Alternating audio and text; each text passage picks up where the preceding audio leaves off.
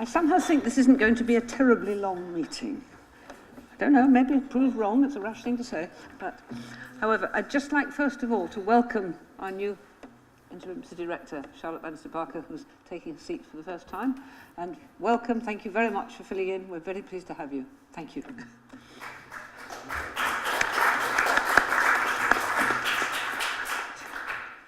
Now, everybody should have on their desks amendments are presented by Councillor Gant, which he will talk to later.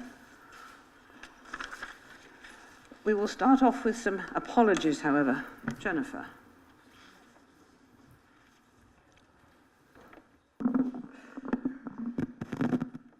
Lord Mayor, we've got a number of apologies given that it's also half-term and people seem to be suffering rather from the flu. We've got apologies from Councillors Anwar, Brandt, Clarkson, Malik, Hall, Thomas, Tidball, Upton, Sim, Altaf Khan and Wolfe, and Councillor Hayes has said he will be here but about half an hour late.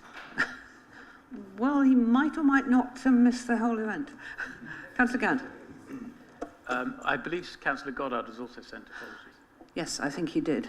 I think I saw that, yeah. So we'll add those. Right. Any declarations of interest? No? Right. And we have no public addresses, so we'll move on to the business of the meeting while we're having a special meeting. It's quite a big decision, and therefore we're very pleased to agree, all of us, that people should be allowed a little more time perhaps than usual. So we need to agree to suspend standing orders to allow the proposer and the opposition group leaders, that's 3 group leaders, a maximum of 6 minutes for their opening speeches. Does Council agree? Thank you. We will discuss people standing or sitting at a separate occasion. It's something that splits people fairly evenly, I think. However, for today, Councillor Price, would you like to propose the Thank you, Lord Mayor. recommendation? Work on this deal began last summer in the wake of the general election and the government's renewed emphasis at that time on tackling the housing crisis, for which we're all very grateful. At that time, there were 6 or 7 areas of the country that were identified as potential candidates for a deal of this type. But only one made it through to an announcement in the November budget, and for that we have, I think, to give a great deal of gratitude to our officer team across the county, who has worked through what has been an incredibly complicated and difficult process to and fro with civil servants and ministers throughout that period of time. And in particular, we have to give a very special thanks to Caroline Green, who's not here today, she's ill, and Gordon, who joined us just in time to get thrown in the deep end. Thank you, Gordon. In fact, the fact we were in the initial selection at all reflects the 9 years of joint working between the Oxfordshire authorities on housing and infrastructure, starting right back in 2009 with the Strategic Planning and Infrastructure Partnership, and then continuing through into the current decade with the detailed joint work on the Strategic Housing Market Assessment, the SHMAR, which produced a figure of 96,000 homes for the local authorities in Oxfordshire by 2031, and then the creation of the Growth Board and the agreement in 2013, other than with SODC, on the allocation of Oxford's unmet housing need. All that pre-history led us to a position where we were seen as an area of the country which could do business on a joint basis. And the deal actually confirms that we're all working to deliver the current set of local plans based on the SHMAR by 2019. All that partnership work has gone in parallel with the development of the county-wide economic development strategy through the LEP's Strategic Economic Plan, and both the Growth Board and the LEP are partnerships of a similar type in which local authorities, universities, the big science facilities and the business community work together on a county-wide basis. One thing that unites all those partners is our agreement that the housing crisis is Oxfordshire's Achilles heel. We are consistently the most expensive place to buy and rent in the country, and in the county-wide is not very different from the city in that context. all the major employers complain about recruitment and retention problems linked to the unavailability of affordable housing and the long commutes which many employees choose in preference to high housing costs, and they add, of course, to our traffic congestion. And this deal reflects a determination on the part of the partners and on government to tackle that problem. 100,000 new homes between 2011 and 2031, together with the necessary social and physical infrastructure that will create sound and attractive communities for people to live in. The £215 million in this deal was described by the Chancellor as a down payment for a long-term investment in the Oxfordshire economy. And we've already seen additional allocations made on the back of that down payment. £30 million from the Marginal Viability Fund on HIF, and we confidently expect a further major allocation from HIF in the coming summer in respect of either Didcot Garden Town or Ancient Garden Village, or even both of those.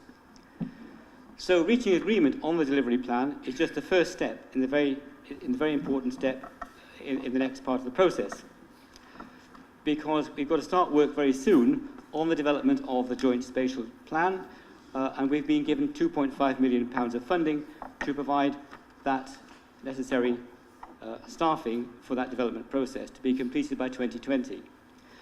The precise content of the JSSP will be clarified in the new National Planning Policy Framework when it's been published in consultation draft next month, and then brought into operation, we expect, in the summer.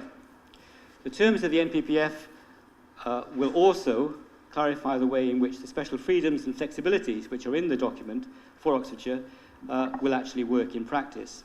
And that will be a very important part of the process, because it gives us protection against some of the more draconian elements of the NPPF in relation to the housing land availability and the housing delivery test. We've also very quickly got to work through which housing schemes will benefit from the £60 million Affordable Housing Support Fund. That's meant to be finished by the end of next month. And also the initial programme of transport infrastructure work, because the County Council are needing to gear up quickly their staffing to use the capacity funding which has been allocated for that purpose, and then facilitate the opening up of housing sites. We've also got to start work on the Oxfordshire Rail Corridor, for which we've been given £300,000, and we've established a rail board working through the Growth Board to work on the county-wide aspects of new rail links to the city and elsewhere. The aim is to have the Cowley branch line open for passengers within 2 years. That's a challenging timescale, but one which is manageable if we can get that rail board working effectively.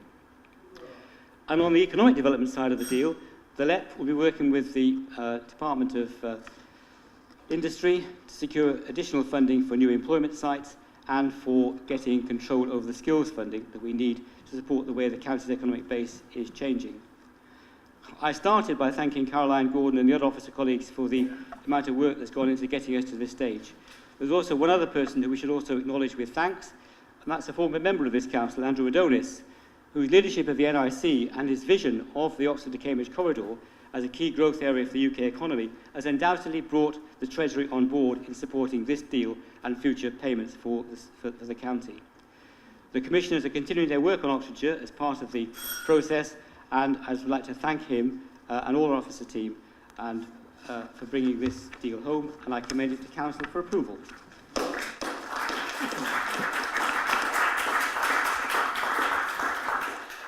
Thank you, Councillor Price. Councillor Brown, second. I'd like to formally second at this point and reserve my right to speak. Thank you. Right. We have then some questions on Councillor Price's proposal. We have statements, and then we move on to amendments being proposed, which form a little bit of opposition to discuss later. So any questions for Councillor Price? Councillor Wilkinson.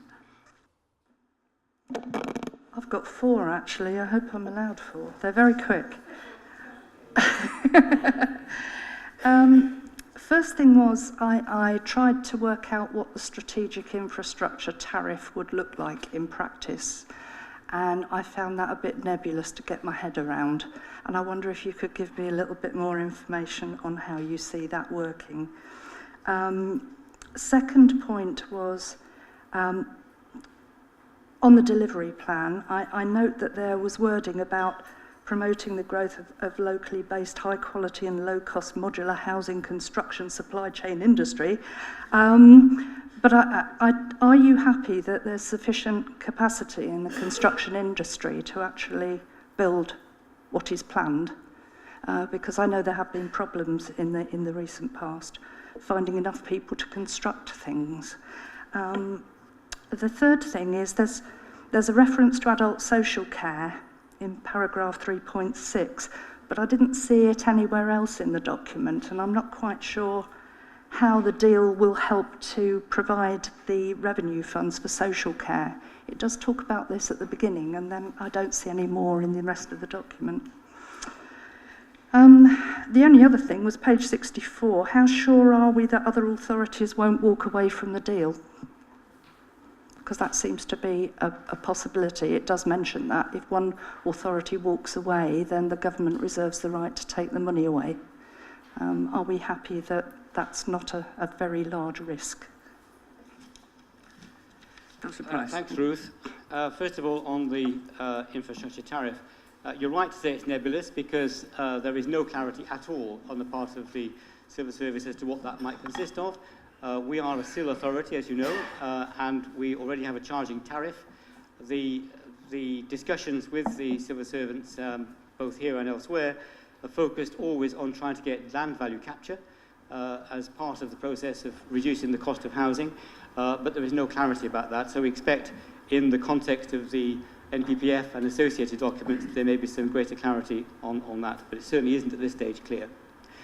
And obviously, if it's added on to CIL, then it becomes an additional burden on the developers and makes it more likely rather than less that you have unaffordable housing. So it wouldn't be helpful. Modular housing is put in there because it's seen as a means of getting around the problems of labour in the construction industry, in that it's possible to produce modular housing more quickly and without the same level of technical expertise as required for building ordinary homes.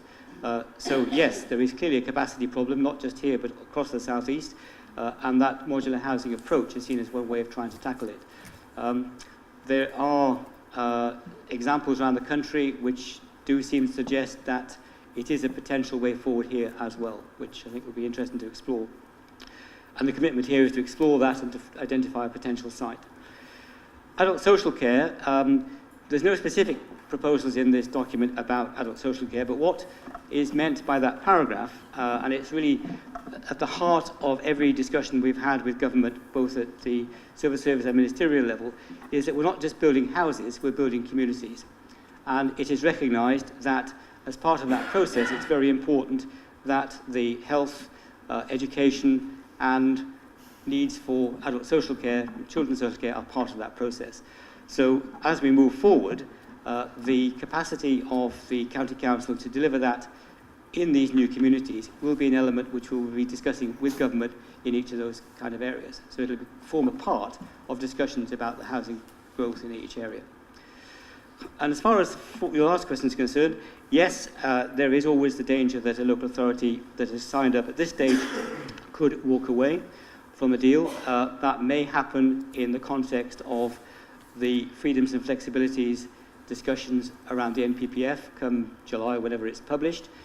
If they don't think they provide them the degree of security they want, then that is a potential danger there. I think it's unlikely because we've been through 4 or 5 months of discussing the degree of confidence we have in the deal as it currently stands and reached the current set of words which does reflect a degree of confidence, as has been shown by the fact that it's been agreed by the cabinets in both Vale and South and County. County was the whole council. So it is a danger and one should always see it as a risk, but I don't think it's a very large one. Thank you. Councillor Tanner. Lord Mayor, would Councillor Price agree with me that he made an omission in his list of people who are responsible for getting this excellent deal, this 215 million deal for Oxford and Oxfordshire, and that is himself. Bob Price, as chairing this growth board and working his way around and through and inside and out with these various Tory councils, has done a miracle to get us as far as we are, and I think we owe him, I think the people of Oxford owe him a great debt.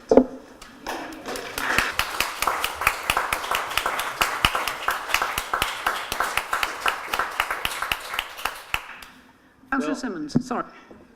John's very kind in saying that, but I do think it's important to stress how the leaders working together have got to this point. It isn't just something which any one individual member has contributed to. And like any group discussion, things go backwards and forwards, and it's important at any particular point in that time to make the right kind of interventions. And it's been a lot of different members doing that sort of thing at the right moment that's got us to this point. And of course, as indicating to Ruth, we're not out of the woods yet. We have got some time to go yet in the details of this. And that process of negotiation, give and take, is going to be important for the future.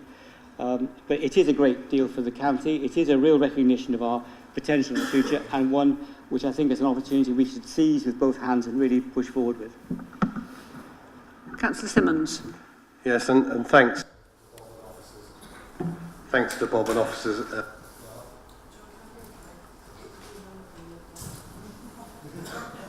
So thanks. Yeah, thanks. Just me today. I've got all these microphones. So thanks to Bob and officers as well, just to add my thanks to that. And I'm wondering if you're looking for another career, next career as a diplomat. But a couple of questions, and I'll try and be brief. I mean, one is a sort of general point, your commentary. Obviously, we have before us a sort of plan which is a working draft, an agreement which is an outline. So how certain are you that these are going to be stuck to as we go through the next stages of the process? And just to give two specific examples, we've got here a sort of trajectory and targets for housing, and indeed, you know, with a high proportion of social housing, social rent, as well as affordable and shared ownership, seems very good. How likely are these to be stuck to, and how certain are they? Because they're couched in all sorts of terms about possibly, maybe, and these have been identified, but there didn't seem to be any guarantee for delivery. And the second thing is, how firmed up are the list of infrastructure projects? Because going for this, you know, you're largely blind to what that is. And I understand they have to go through the planning processes first, but I'm just wondering where is there a short list of schemes? Yeah, you're right, Craig, that there are quite a few issues to be worked through in the next period before we actually get to a position where it is clear exactly what's going to be delivered in the first period. On the housing front, the indicative figures you've got there are ones that we have agreed. They've been through a process of officer analysis as to what's potentially possible and how we might deliver them, and that's been agreed at this point. But the final details have yet to be agreed with the civil service at the higher level, and in that process there's no reason to assume that there might not be changes. So if there are, we'll have to report those back. But certainly so far as the balance between affordable housing, social housing and market housing is concerned, that I think is pretty clear, because the whole purpose of the £60 billion is to deliver affordable housing, which divides up between 80% rent, the government's definition of affordable, our definition of social rent and shared ownership, and that's the balance we've got to actually strike for the next period. Then on the infrastructure projects, there is a shortlist which has been drawn up as part of the wider Oxford infrastructure analysis that we've undertaken, and that is going to be looked at in the context of each of the individual sites. So we'll be looking at sites that can be opened up quickly by infrastructure investment. So there'll be a link between housing sites and the new infrastructure projects, and that should be settled within the next 2 or 3 months. And again, that'll come back for us to look at. Councillor Sinclair and then Councillor Wade. Thank you, Lord Mayor. I'm just looking at the document under 3.27, Bob. You know, there are some risks if this deal doesn't go through, which is quite significant in terms of that we're clearly, without the deal, that there are things that we're going to have to deliver one way or the other. The land supply requirement, for example, and the other one, at 6.1, which is listed under the risks. Whereas if we don't secure this funding, then we are going to struggle to produce the number of houses that are going to be needed. The other thing that I noticed was on page 24, where it talks about new private investment, and it uses the BMW new electric car as an example. Are there any other examples that you can think of where examples of a private enterprise that will be interested in this sort of approach?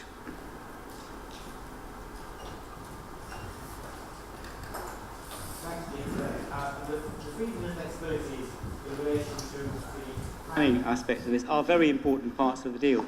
Without it, then there will be certainly risks for most of the local authorities in the county, including ourselves, in relation to both the 5-year land supply requirement and the housing delivery test, which would mean that there would be more potentially unplanned developments than the more planned focus which we're hoping to get from this approach. So it is a definite risk, and one which I think is, for most of my colleagues on the Growth Board, one of the most important aspects of the deal, which is why the terms of the NPPF and the terms of the flexibilities as settled in July will be very important for them. Secondly, as far as the getting the housing is concerned, you're right. Without the infrastructure funding, which we're looking at here, you're driven back to the usual problems of having to seek funding for infrastructure to get housing sites delivered from the developers, either from Section 106 or from SIL, and that pushes up the cost of housing and makes it more difficult in terms of the timescale. So it is both speeding up and making more likely the fact that we'll get the housing which we need for the county. And as I said in my introduction, it reflects this commitment on the part of all the partners, both private and public sector and the government, to really tackle the housing crisis in the county quickly and effectively. And then the final point, I mean, the economic development aspects of this deal are much less clear-cut at this point. But what is clear is that the level of private investment in the county is increasing as we go through the last few years, which is very interesting in the context of Brexit, interesting in the context of the availability of developable land. But we're getting more interest through the LEP investment people now than we had 2 years ago. And what we're seeing, particularly in the south of the county at Harwell and on Milton Park, is a growing number of new units established, and ditto on the Science Park in Oxford. So there is a significant amount of investment coming in, which is going to help. One of the reasons why they don't come, in some cases, and there's two good examples of that, which I could quote at length, is because of housing. They look at the cost of housing, and they're moving their staff from another part of the country to here, and they decide that it's just not worth it. So this can only help in that particular context, but we are seeing already a lot of that growth occurring. Councillor Wade. No.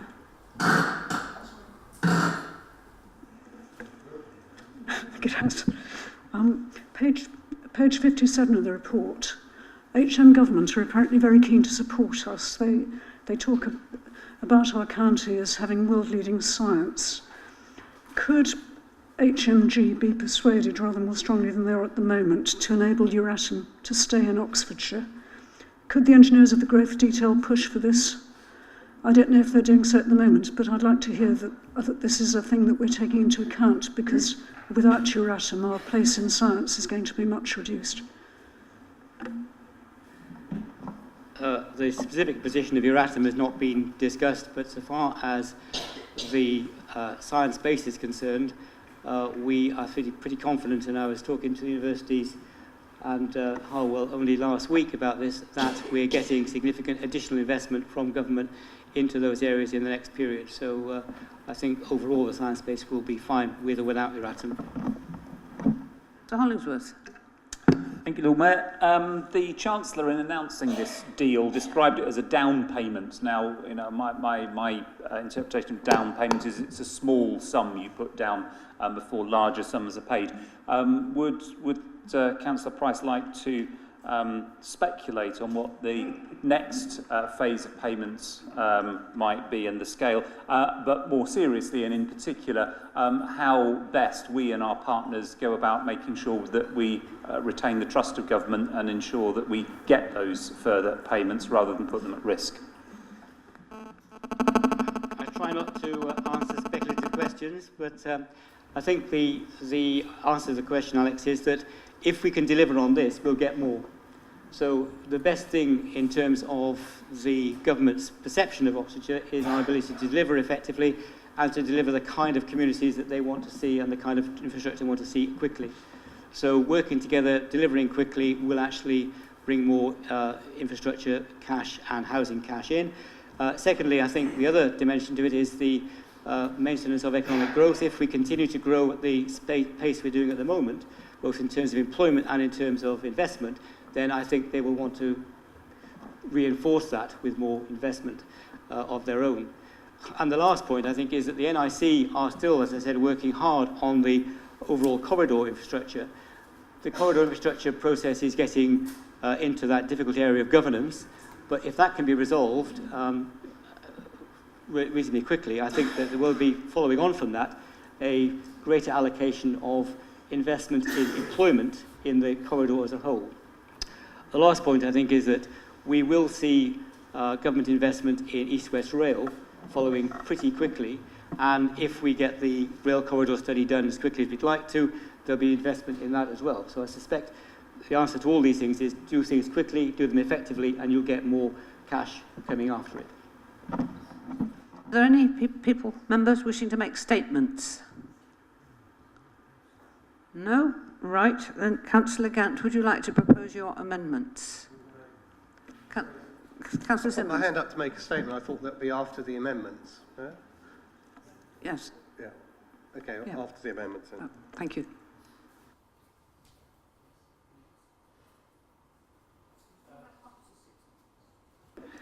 Thank you, Lord Mayor.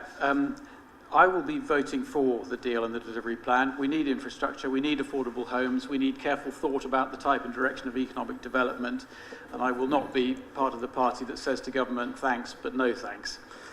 There's a lot to welcome here. A joint strategic spatial plan is necessary. The section on productivity has a great deal to welcome, and there's some very interesting and welcome noises around housing types. The funding so far, as we've heard, is pretty small beer, and we welcome indications that it's a down payment, although there's little indication about what happens if the next stage fails to materialise or if either party fails to deliver. Governments can and do change. But major concerns remain, and in voting for this, we will be holding those responsible for delivering this plan to account. On housing, the report skates over the scale of difference between the housing numbers in the SHMA and those in the OAN, and this will not command public confidence.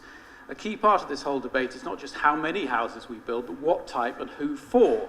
Paragraph 28 of the growth deal says it will be important to ensure the deal supports Oxfordshire's ambitious growth programme and meets the needs of people who cannot afford to buy on the open market. This is key, and we will be holding this council to that. I wanted to go further. Paragraph 4.6 lists innovative models. It should go further and encourage other models that are not on that list. Paragraph 4.3.5 of the delivery plan lists those councils which are bringing forward innovative housing projects. It's a list of 4 of the 5 district councils in Oxfordshire and doesn't include this one. It should. If the plan is serious about it, we should be on that list. Table 1, the paragraph 4.4.2 of the delivery plan, which is on page 45, is extremely interesting and welcome. And Councillor Price has referred to this balance of different kinds of housing. It sets out specific numbers for different types of tenure, but it doesn't define, for example, affordable rent. Also, the following paragraph gives the Growth Board too much wriggle room. It says, the Growth Board commits to the delivery of these targets, but it then says the delivery programme will allow flexibility to vary tenure split as long as the overall target number of homes is met. In other words, the board is committed to achieving those numbers unless it doesn't. That needs to be strengthened. On process, there are real worries about the achievability of hugely ambitious timescales and targets. There is already a first target date throughout this report of the 31st of January, the very first one. We've missed it. Partner local authorities are being asked to complete not just their local plans, but the JSSP as well, in very short timeframes with little information about what happens if they don't. The timetable is at paragraph 23 of the growth deal, but paragraph 45 bullet 3, appears to extend the deadline for completing local plans. But my biggest concern, and the one that we will be watching most carefully, is around governance. The Growth Board has too much responsibility and not nearly enough accountability. We are relying on what the report consistently describes, and Councillor Price has glowingly described, as a record of success in partnership working with other councils. In practice, partnership working has been far from consistently successful.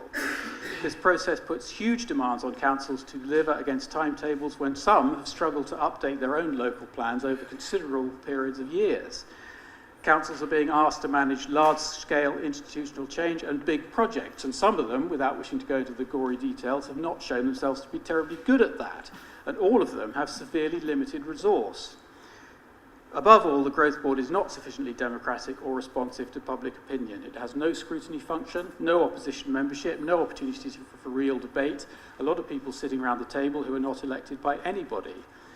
Section 11.2 of the delivery plan sets out the wide-ranging remit of the Growth Board in this hugely important area, but the section on public engagement at 11.2.2 on page 70 is woeful, barely 2 lines. We have to do better. Individual councils could help by playing a greater role in holding the Growth Board to account. The process before us tonight is a good example. This council has been given no opportunity to comment on or suggest changes to the deal, only to agree it or not. It did not go through the scrutiny process or even to CB. It could have done. Vale of White Horse Cabinet debated and amended the report before it went to full council, including adding a 9th recommendation. We did not. Our voters will not be satisfied with a rubber stamping exercise. So it sounds like I've been talking this down. I will repeat again, I'm intending to vote for this deal. We want the things that it offers, but we want to hold the Growth Board in particular and its voting members to account for what is an insufficient oversight of it. And my amendments are intended to improve that process. There are 2 of them on housing. One is to give more definition to the types of tenure and to innovative models.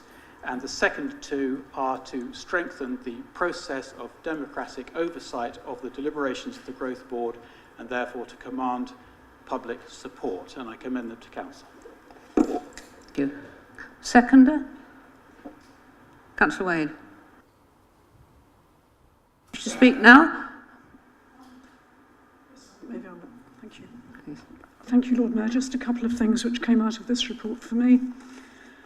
100,000 new homes by 2031 is aspirational and above the reduced projection, as the report itself admits. And that's just a start. We're expected to build 1 million new homes in the Oxford-Cambridge corridor by 2050.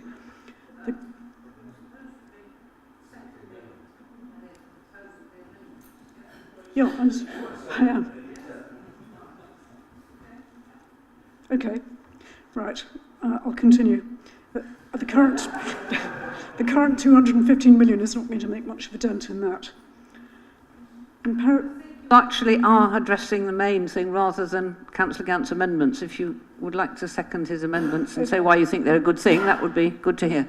Right, I second the amendments. I don't think that I need to say any more about that. Councillor Gant has already covered that in detail.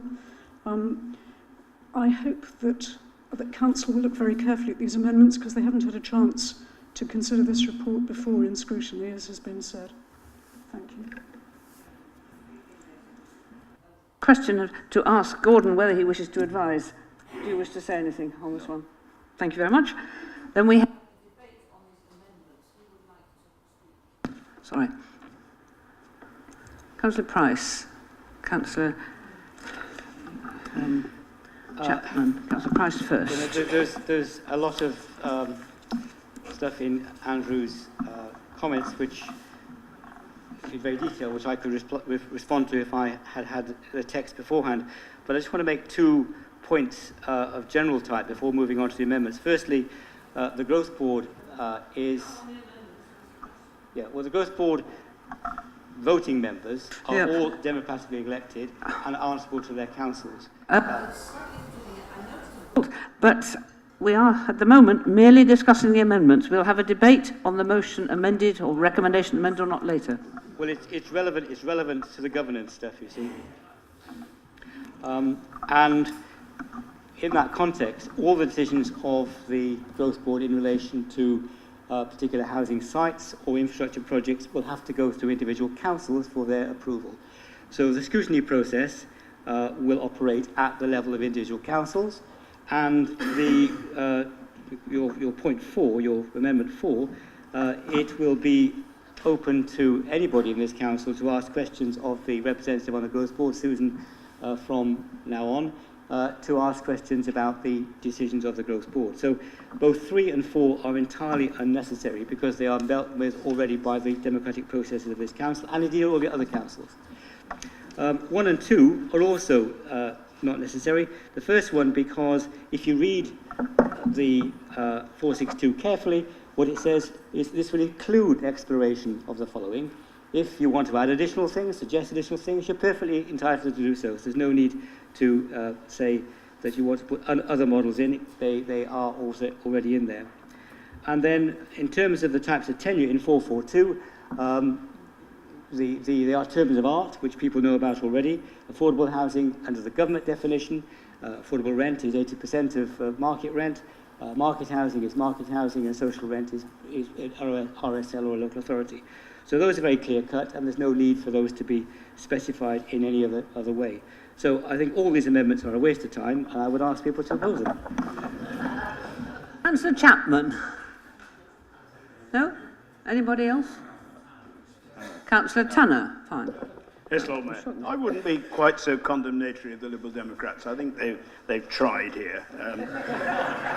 I mean, but it seems to me that the message we want to send to government and to the other councillors tonight is that we are fully behind this deal, despite all the many flaws, of course, we all know it actually has. But we are fully behind this deal, and we will deliver, and we are racing to go. The more we come in with this should be different, that should be different, the more we send a mixed message out to government that we're not really keen about it. So I think I agree with Councillor Price on that 5 and 6 on my sheet are not helpful in that regard, so I can't support the amendment for that reason. And I think there is a danger, although the intention is right, and 7, that there should be some kind of scrutiny and oversight process. If what is being proposed is that there's a scrutiny and oversight process which involves all the councils, then in fact what you do is create a sort of another level from which most of us would be excluded by definition.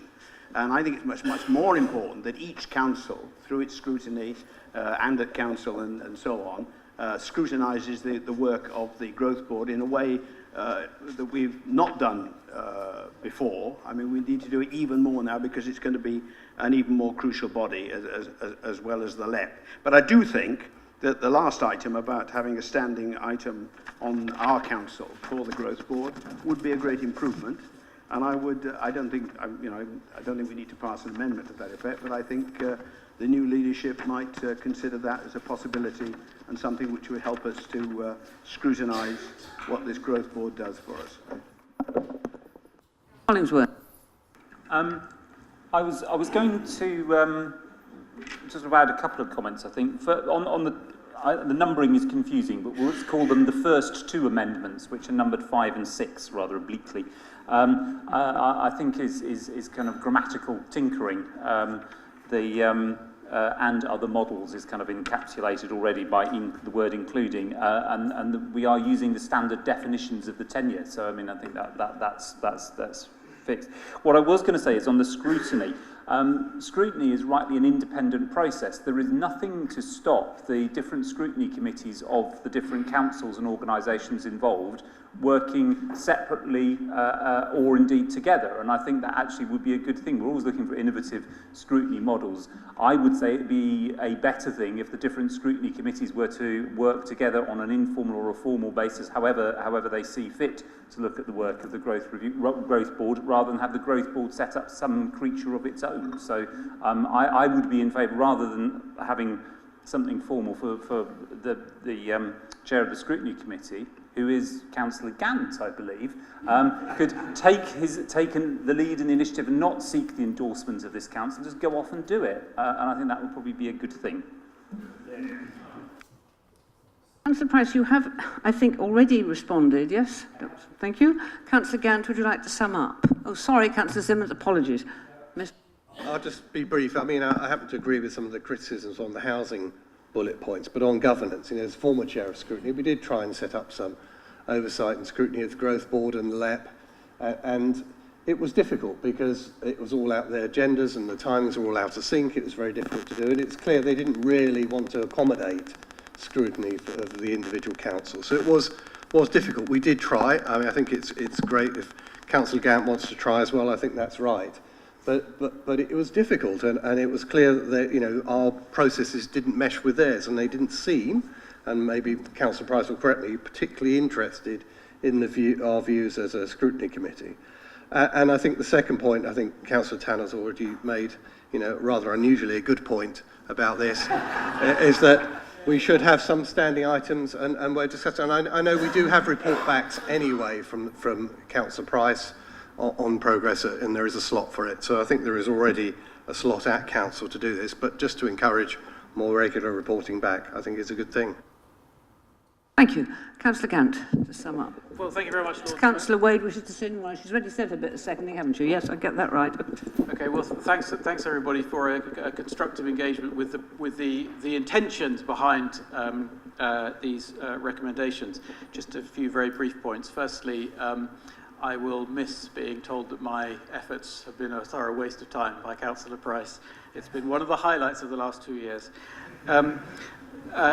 Yes, I'm happy to accept that the intention of the first two is captured already, so probably quickest, therefore, Lord Mayor, if I withdraw those two amendments and will make sure that is in fact achieved.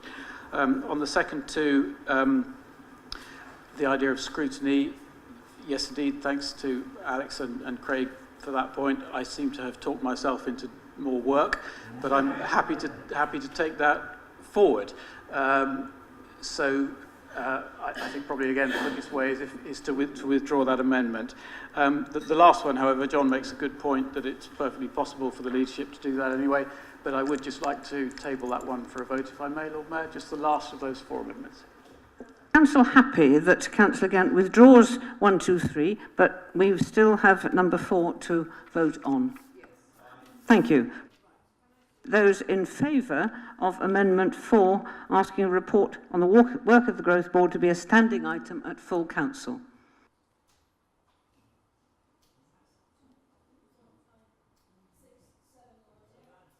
Thank you.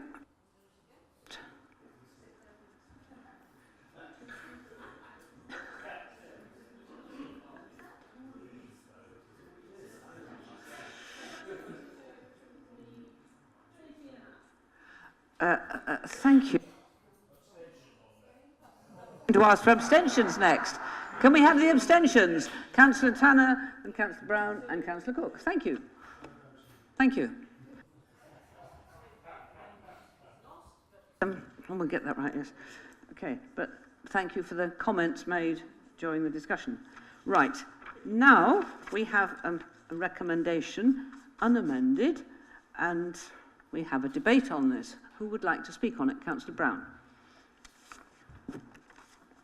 I hope, Lord Mayor, you won't mind if I stay seated, but I suspect I won't be able to read my notes if I just stand up. Now I'm so short-sighted, so I hope that I'm not going to make the comment about... Thank you. Well, I wanted to start off by saying Happy Valentine's Day to everyone, and I know it may not be everyone's idea of how to spend the day, but actually I thought it was quite appropriate in many ways because today is all about partnerships. And I thought you'd enjoy that. But it is a serious point because this is, as Bob has said, the culmination of much partnership working. And like most partnerships, it's not been always easy. And I would like to join Bob in rightly thanking officers across the county, but also particularly Caroline Gordon and Patsy for all the work that they have done, along with officers from those other councils. And I think it's worth sharing with Council that the work that Bob and our officers have done has been recognised by all those other councils, and they have been fulsome in their praise for the work that Caroline in particular has done in terms of managing to get us to this point. It has not been easy. I've been relatively recently to the scene in terms of understanding the sheer level of depth of negotiations that have been going on to get us to this point, and it has been quite a huge piece of work. And I wanted to add also my personal thanks to Bob, because as has already been said, in his role as chair, he has played a really important role in getting us to this point. And he's right, though, as well, to say that it's not just him, and it is the other council leaders on the board who have also done their share in terms of trying to smooth things over and get us to a point where we can agree. But I also wanted to reflect the views of someone in this chamber who said this the other day, that this is not the end, it is in fact just the beginning. And although it feels like it's been a huge piece of work to get to this point, actually the real work starts now. And that is about partnership work. It is about all of us in this chamber, and I think it's actually quite sort of appropriate that we've just had that discussion about scrutiny working closer together, because I think it is about all of us in this chamber potentially working closer together with our counterparts in other councils across Oxfordshire. Because this is a deal for Oxfordshire, not just Oxford. It's Oxford and all of our other districts and the county of Oxfordshire. It's about bringing together our desires to improve the lives of people who live and work in our county and our city. And it's about being able to do that through good partnership working. So it won't always be easy. We can't get around the fact the city's policy and politics and policies are different from those of the rest of the county in a number of significant areas. But, as Bob rightly pointed out, the problems are the same in terms of housing and employment and skills needs. So I want to finish by particularly welcoming the fact that this sets the framework within which our unmet housing need in the city will be met. Thank you.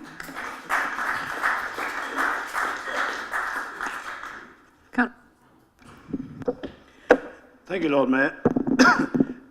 I'm glad we're all getting behind this, but I think we should see it in perspective. Oxford and Oxfordshire is one of the places that where we have the goose that lays the golden egg. And there are a number of these geese, and to extend my metaphor, the government is trying to get them in a line through Milton Keynes and Cambridge. They're intelligent geese as well, and that's important. But what is being proposed is not some kind of Green Party radicalism or Labour socialism. This is, I suppose, sensible capitalism. A government sensibly investing in an area which is highly productive and can be more productive. It's common sense. And I personally want to welcome Theresa May doing anything that's sensible. I think that's fantastic. So I think we need to, bear this in mind. People have referred to some of the drawbacks of this deal, and it's not going to be straightforward. But I think we need to be clear that we've got to hold the government to it. It's the minimum that they should be doing. What they're in fact doing is just giving us back some of the tax that the grain, if you like, that we all pay. Because they get an awful lot of tax from Oxford and Oxfordshire. But there's much more that could be done. I mean, in a sensible government, and I hope we would all support this, we would not just be investing in the areas which are hugely productive and so on. We'd be investing in the Scunthorpes and the Swanseas and the countries of Eastern Europe and the developing countries as well, because this is simply piling on investment in areas which already are wealthy, and that's an easy thing to do. The surprise is really that it's not been done before, and it's not been done before because we've had such an appalling government of late.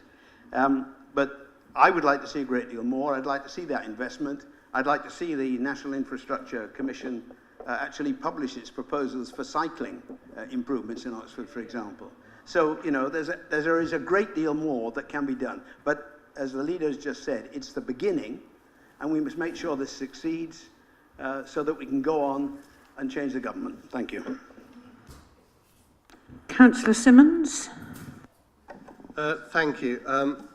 So thanks again to Bob and all the officers for working on this. And despite its clear importance, 215 million's not to be sniffed at. I'm underwhelmed by this, and I think part of it is the fact that it's not our document. We're being asked for some sort of perfunctory approval, and this is obviously and apart from Bob and maybe a handful of officers, this has not really had, as been said a few times, a huge amount of overview and scrutiny or engagement from this council. There's a clear democratic deficit, which several people have also mentioned, and John, again, I'm congratulating John, made the good point about this is often money taken from the poorer parts of the country and given to the richer parts of the country. And that's a sort of democratic deficit at an economic level, and that's something which I don't think, certainly I support, and I don't think many people here in this chamber do support taking money from councils and giving it to less accountable bodies such as the LEPs and the growth boards, and doing that in the areas of the country that are already doing relatively well. We've got sort of quite a lot of vague promises here, no detail on the housing really, no guarantees at least, and nothing really on the infrastructure projects that have been delivered. I'm naturally sceptical of anything that comes out of government. A lot of aspirational stuff in here, which would be great if it's achieved, but it is very aspirational. Lots of it's draft, or it says it's not policy. But I think the biggest problem I have with this is that it's based on a sort of flawed economic model. As John mentioned, it's investing money in parts of the economy to overheat them, the ones that are already doing well, and ignoring large parts of the country that desperately need the investment.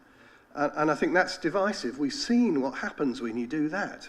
Society becomes divided. We've seen the north-south divide. We've seen the divide played out in the Brexit vote. We've seen it in so many ways. Is that those parts of the country suffer so much greatly from austerity, and we're relatively well off, and we get more from the government when actually it should be distributed more fairly around the country. And that's one sort of flaw in this. And the second flaw is it just won't solve the housing crisis. While you continue to expand the economy at a faster rate than you can expand the housing, it's just a mathematical impossibility to actually solve the housing crisis. Because this is what we've been doing historically, and it hasn't. It's created the housing crisis, not solved it.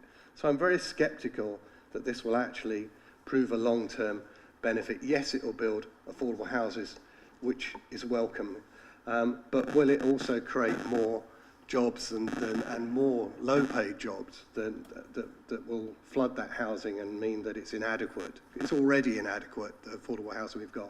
This maybe makes up some of the gap. It certainly won't account for any of the economic growth which goes alongside with the housing and infrastructure in this bid.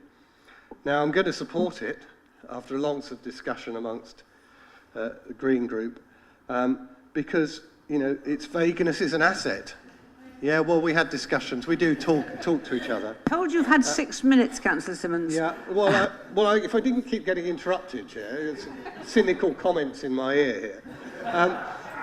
So its vagueness in this case is actually an asset and allows us to vote for it because it doesn't really itemise the schemes in any detail. Those are all going to go through the normal planning process, and I'm sure lots of the things that will end up being funded by this money, the Greens will have a lot of problems with.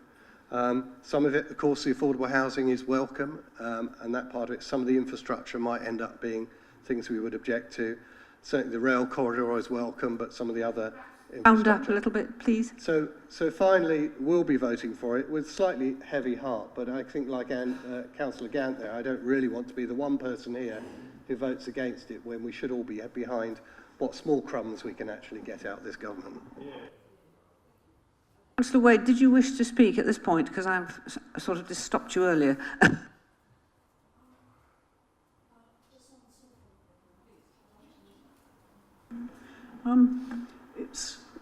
What really concerns me is that we're going to need 8.35 billion by 2040 for infrastructure. And the expectation of the government is that we look for private investment for this. Whether the private finance is going to be available over the next decade is an interesting question and probably depends on the effect of Brexit, but it's a lot of money to find. Maybe the Chinese will help us out as they do in Kenya, where they have a very large loan from the Chinese, something like 4 billion for a railway, which is approximately what we're going to need for this Oxford to Cambridge railway. But short of that, I think it's going to be very difficult. This is very aspirational, and I am concerned about it. This isn't small print. The 8.35 billion is in there, and somewhere we have to scrabble around and find it, and that must be a huge concern for all of us. Councillor Price, would you like to sum up, if I haven't missed anybody out? No, good. Thank everyone for their comments.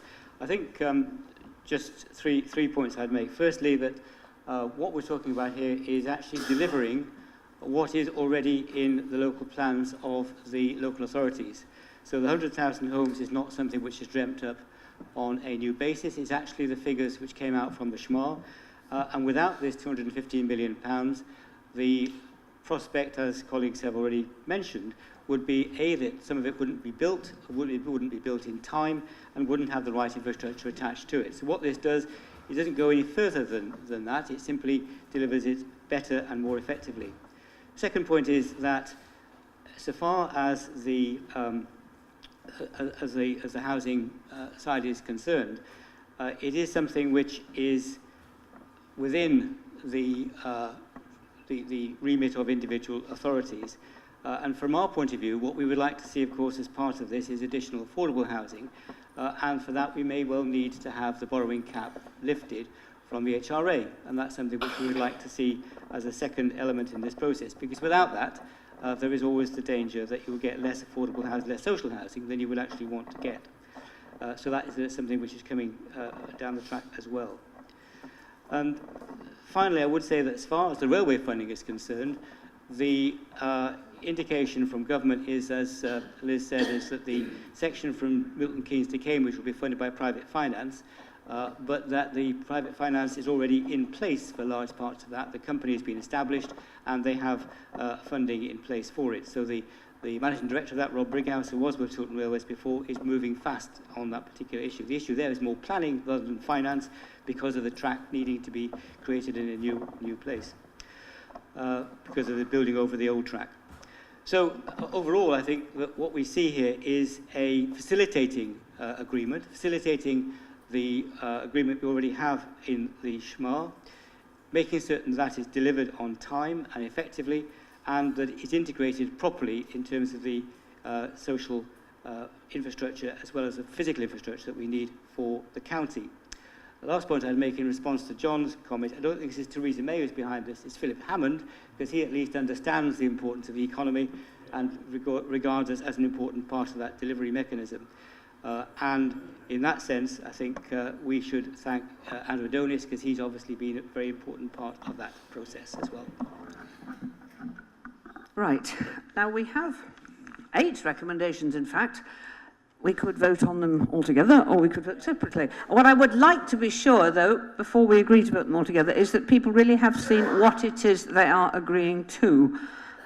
Delivery plan, delegating authority to lots of things, making the county the accountable body, and finally agreeing to participate in the joint statutory social plan development. If everybody is clear what they're voting on, can I please see that all those in favour?